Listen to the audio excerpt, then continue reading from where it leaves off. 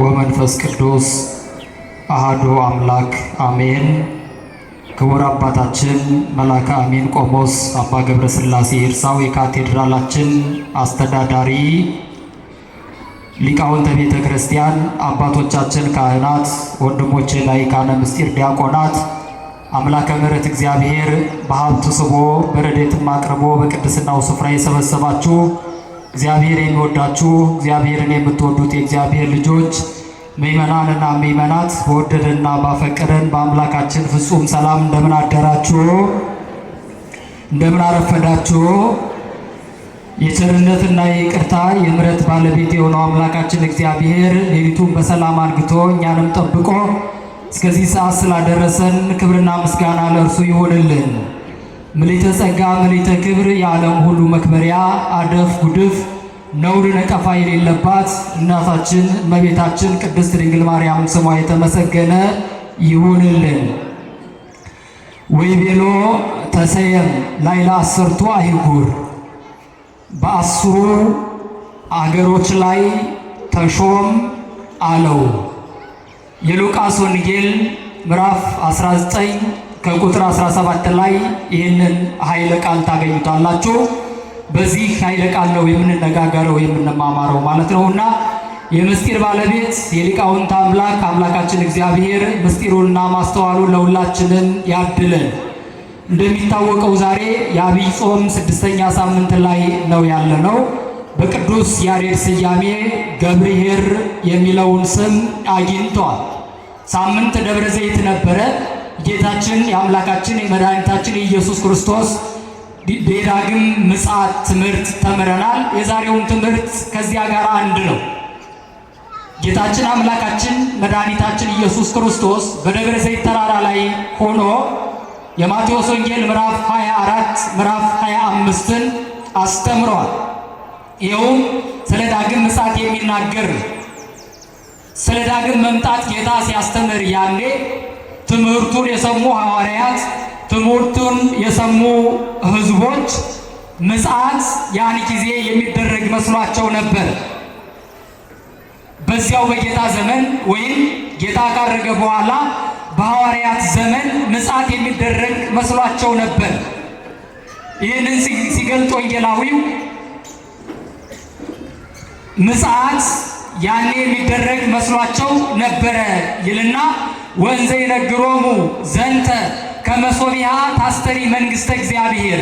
ይህንን ሲነግራቸው ወዳው መንግሥተ ሰማያት የምትሰጥ ምጽአት የሚደረግ መስሏቸው ነበረ ብሎ ይጀምርና ጌታ ወዳው እንደማይደረግ ፈጥኖ እንደማይመጣ ምሳሌ መስሎ ያስተማረውን ትምህርት እንዲህ ይገልጠዋል።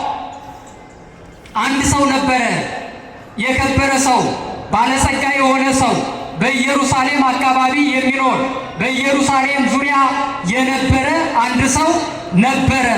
ይህ ሰው ንጉሥ መሆን ይፈልጋል፣ ባለስልጣን መሆን ይፈልጋል።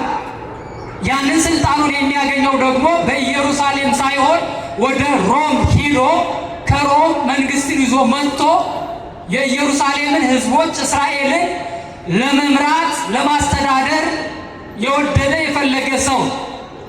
ይህ ሰው ለመሾም ስልጣንን ለማግኘት ወደ ሩቅ ሀገር ይሄዳል። ወደ ሩቅ ሀገር በሚሄድበት ጊዜ ባሮቹን ይጠራቸዋል።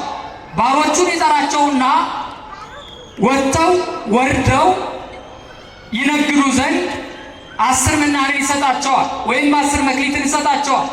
ለአንደኛው 10፣ ለአንደኛው ደግሞ 5፣ ለአንደኛው 1። እኔ እስከምመለስ ድረስ እኔ እስከምመጣ ድረስ በዚህ ነግዱበት አትርፉበት ብሎ ወርቁን ይሰጣቸዋል፣ ገንዘቡን ይሰጣቸዋል።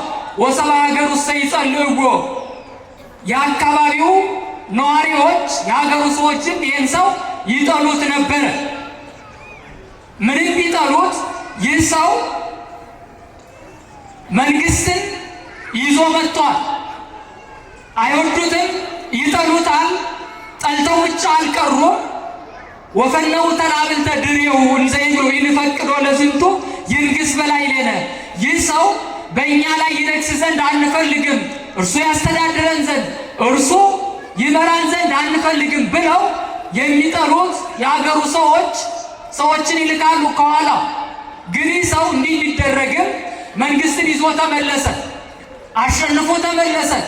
መንግስትን ይዞ ሲመለስ ምን አደረገ? ወአዘዞሙ ለአግብርቲሁ ይጸውዕዎሙ ለእሉ አግብርት እለ ወሀቦሙ ወርቆ ከመ ይትገበሩ ቦቱ። ብላቴኖቹን ወርቁን የሰጣቸውን ሰዎች ይጠሯቸው ዘንድ አዘዘ ይላል። አዘዘ። እነዚያ ሰዎች መጡ። መጀመሪያው መጣ። አቤቱ መጀመሪያ 10 ወርቅ ሰጥተኝ ነበረ፣ 10 መክሊት ሰጥተኝ ነበረ። 10ሩን መክሊት አተረፍኩበት፣ ነገርኩበት፣ ደከምኩኝ፣ አተረፍኩኝ። ድካሜ በከንቱ አልቀረም። ስለዚህ ሌላ 10 አድርጌያለሁኝ ብሎ ለጌታው አበረከተ። ጌታው ምን አለው? ኦ ገብር ወምእመን ዘበውድ ምእመነ ኮንከ ድበ ብዙ ሰይመከ ተሰየም ላዕለ 10ቱ አይጉር። አንተ በጥቂቱ የታመንክ በጎ አገልጋይ፣ በጥቂቱ ታምናልና በብዙ ሾምሃለሁ፣ በ10ሩ አይጉሮች ላይ ተሾም ብሎ በ10ሩ አይጉር ላይ እንዲሾም አደረገው። እነዚህ 10ሩ አይጉራት የሚባሉ በኢየሩሳሌም ያሉ ናቸው። የሮሙ ንጉሥ ለአገዛዝ እንዲመቸው ከተማውን ለ10 ከፍሎታል። ከእርሱ ቀጥሎ ከንጉሱ ቀጥሎ በእነዚያ ላይ እንዲሾም አደረገው። የመጀመሪያው። ሁለተኛው መጣ። ሁለተኛውም እንደ መጀመሪያው አቤቱ እኔም 5 ሰጥተኝ ነበረ፣ 5ቱን አተረፍኩበት፣ የድካሜ ዋጋ 5 ተጨመረልኝ፣ አተረፍኩኝ ብሎ ሲናገር አንተም እንደ ባልንጀራ በ5ቱ ሀገሮች ላይ ተሾም ብሎ በ5ቱ ሀገሮች ላይ ይሾመው። አንደኛው አንድ የተቀበለ ይሄ ቀረበ። እንደ ባልንጀሮቹ እንደ ጓደኞቹ በአንዱ መክሊት አላተረፈበትም፣ አልነገደበትም፣ አልሰራበትም። ግን ምን አድርጎ ነበረ? በሻሹ ጠምጥሞ ከራሱ ላይ አድርጎ ጠብቆት ይዞት ይኖር። ቀረበና የሰው ምን አለ? አንተ ጽኑ ጨካኝ ባለጸጋ እንደሆን ካውቃለሁኝ። ያላስቀመጥከውን የምታነሳ፣ ያልዘራኸውን የምታጭድ፣ ያልበተንከውን የምትሰበስብ ጨካኝ ሰው እንደሆን ካውቄ እነሆ ሌቦች ቢሰርቁኝ፣ ወንበዴ ቢቀማኝ፣ ቀጣፊ ቢያታልለኝ ብዬ አልነገርኩበትም። ስለዚህ በራሴ በሻሸ ላይ ይዤዋለሁኝ። ስለዚህ ይኸው ገንዘብ ብሎ አበረከተ። ጌታው ምን አለው? ኦ ገብር ወእኩይ በከመ ቃልከ እኮንነከ። አንተ ሰነፍ ባሪያ እንደተናገርከው እፈርድብሃለሁ። ጨካኝ እንደሆንኩ ታውቃለህ። ያልዘራሁትን እንደማጭድ ያልበተንኩትን እንደምሰበስብ ታውቃለህ። እንደዚህ ካልክ በተናገርከው በቃል መሰረት እፈርድብሃለሁኝ ብሎ ወደ ግዞት ቤት ያስገባው። እነዚያን ደግሞ እንዳይነግስባቸው እንዳይገዛቸው የጠሉትን ሰዎች አምጡና በፊቴ እየወጋችሁ ጣሏቸው ብሎ የሰው መንግስቱን ይቀጥላል። ይሄ ታሪክ ነው። ይሄ የተከናወነ ምሳሌ ነው። ጌታ ሲያስተምር በምሳሌ ነው የሚያስተምረው። ምሳሌዎቹ ደግሞ የሚሆኑ የሚደረጉ ናቸው። መቼም በዚህ ምድር ላይ የሚማር ሰው ሁሉ የሚያስተምር መምህር ምሳሌ ይመስላል። ምሳሌው የተካከለ ሊሆን ይችላል፣ ላይሆንም ይችላል። ግን በአጠቃላይ በብዛት መምህራኖች የሚመስሉት ምሳሌ የማይደረግ ያልተደረገ። ጌታ ሲያስተምር ግን የጌታ ምሳሌዎች የተደረጉ የሚደረጉ በመለኮታዊ ባህሪው የሚያውቃቸው ከእሱ አስቀድመው የተደረጉ ናቸውና ይህ ጌታ ከመወለዱ አስቀድሞ የተከናወነ ነገር። ይሄ ታሪኩ ከሆነ መንፈሳዊ ትርጓሜው ምንድነው የሚለውን እኔና ትምህርታችን እንቋጭ። ባለጸጋ የተባለ ጌታችን አምላካችን መድኃኒታችን ኢየሱስ ክርስቶስ ነው። መንግስትን ልሾም መንግስትን ሊያመጣ ሄደ ማለት ከሦስቱ አካላት አንዱ እግዚአብሔር ወልድ ከሰማያት ወርዶ የእመቤታችን የቅድስት ድንግል ማርያምን ሥጋ ነስቶ በፍጹም ተዋህዶ ሰው ሆኖ ሥጋ የባህሪ አምላክ ሆኖ በየማነ አብ በዘባነ ኪሩብ ተቀምጦ ይህንን ዓለም እንደሚገዛ የመግዛቱን የሚያሳይ ምስጢር ነው። መንግስትን ያመጣል ማለት ባሮችን ጠራቸው ማለት ደግሞ አስቀድሞ አዳምን ፈጠረ ማለት ነው። አስቀድሞ አዳምን ፈጠረ። 10 መክሊት እንደተሰጠው ለአዳም 10 ሕዋሳት ተሰጠውታል። 5ቱ አፍአዊ፣ 5ቱ ውሳጣዊ። እነዚህ 10 ሕዋሳት ለአዳም ተሰጠውታል። አንደኛው ደግሞ ይሄ ሕግ ርት የሚባለው የቀናው አእምሮ የሚባለው በተፈጥሮ የምንሰጠው አእምሮ የተባለው እርሱ ነው። 10 መክሊትን ሰጠ ማለት ለአዳም ሕዋሳትን ሰጠ። ያ በ10ሩ መክሊቶች እንዳተረፈ አዳምም ደግሞ በ10ሮቹ ሕዋሳቱ በጎ ነገርን እንዲያደርግ፣ እንዲሰራ፣ እንዲወጣ፣ እንዲወርድ፣ ሌላውን ለሌላው እንዲኖር፣ ከእግዚአብሔር በታች ሁሉን እንዲገዛ ሕዋሳትን ሰጠው ለአዳም ተብሎ ይተረጎማል። የመጀመሪያው 10ሩ ሕዋሳት ማለት 10ሩ መክሊት ማለት ይህ ነው። ሁለተኛው 10ሩ መክሊት ማለት 10ሩ መክሊት የተባሉ በብሉይ ኪዳን ለነበሩ ሕዝቦች ምዕመናን የተሰጧቸው 10ሩ ቃላት ናቸው። 10ሩ ቃላት ተሰጧቸው ይጠብቋቸው ዘንድ። 5 ማለት ደግሞ 5ቱ መጻሕፍተ ሙሴ ተሰጧቸው እነዚያን ይጠብቋቸው ዘንድ። 1 ሰጠው ማለት ደግሞ አንድ እግዚአብሔር ብለው የማመንን እምነት ለብሉይ ኪዳን ሰጣቸው ተብሎ ይተረጎማል። 10 መክሊት፣ 5 መክሊት፣ 1 መክሊት የተባሉት እነዚህ ናቸው። በሌላ ትርጉም ደግሞ 10ሩ መክሊት የተባሉ ለቅዱሳን አባቶቻችን የተሰጡ 10ሩ ማዕርጋት ናቸው። አባቶቻችን ቅዱሳን አምነው ወደ ገዳም ገብተው ወደ ገድል ገብተው ሥጋቸውን ለነፍሳቸው አስገዝተው በጾም በጸሎት ተወስነው ሲኖሩ የሚጨመርላቸው የሚሰጣቸው ማዕረግ አለ። በንጽሐ ሥጋ፣ በንጽሐ ነፍስ፣ በንጽሐ ልቡና ውስጥ ያሉ 10ሩ ማዕርጋት ማለት ነው። እነዚህ ለአባቶቻችን ቅዱሳን ተሰጥተዋቸዋል። የተሰጣቸውን መክሊት ደግሞ አባስተው አበርክተዋል። 5 የተባለው ደግሞ እንደገና አሁንም ሃይማኖት ተብሎ ይተረጎማል፣